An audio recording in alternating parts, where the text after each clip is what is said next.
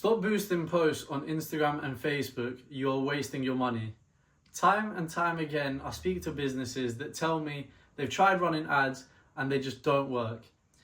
Then I come to find out that they've been boosting their posts and they're confused as to why they're not getting more conversions, leads, or even followers.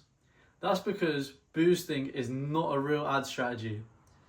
Let me tell you the difference between boosting and real ads.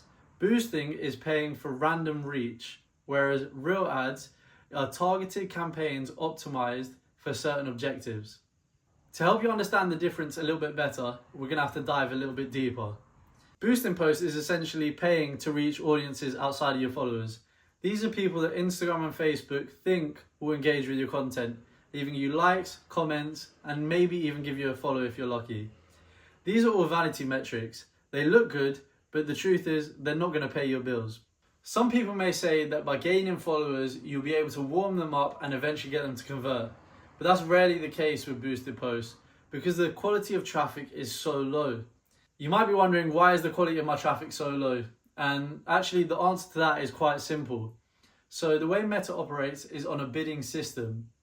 So it puts you against your competitors in your niche. And if your competitors have an objective in place, they have the right campaign structure, and they're testing multiple creatives, they're more likely to push the higher intent consumers towards your competitor rather than you, who's boosted one Instagram post and is expecting a bunch of sales or leads to come from that, right? But to keep you happy, they'll give you likes, comments, and even followers because it makes you spend more money with them and makes you think your ads are working. But that is just not the case at all. Not only this, but boosting posts can't be scaled. When you're spending a significant amount of money on ads, you want to be able to test different creatives, copy, audiences, and more. But with boosted posts, you just can't do this. So even by luck, if your post manages to do really well with the boosted posts, and you manage to get loads of conversions, there is no scalability and you won't be able to do anything more than what you already have done. Now we've got boosting out of the way, let's move on to real ads. So real ads use Meta Ads Manager, a platform that allows you to create, manage, and analyze campaigns with specific objectives.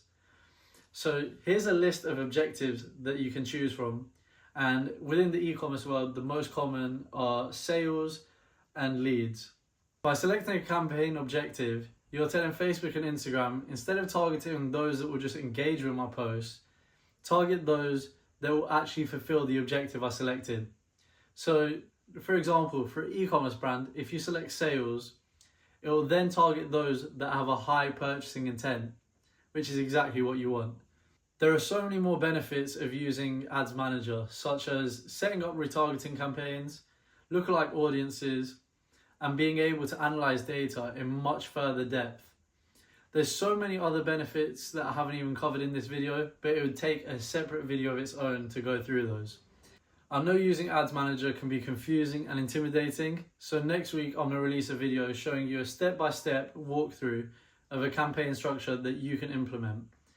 I'll also leave a link in the description below to book a free 30-minute one-on-one consultation with me. And you might be thinking, who am I? My name's Zane, founder of Zealous Media. Last year alone we spent over £1.5 million on ads across TikTok and Meta, so we know a little thing or two about ads. So to conclude this video, if you're going to spend money on ads, at least do it the right way.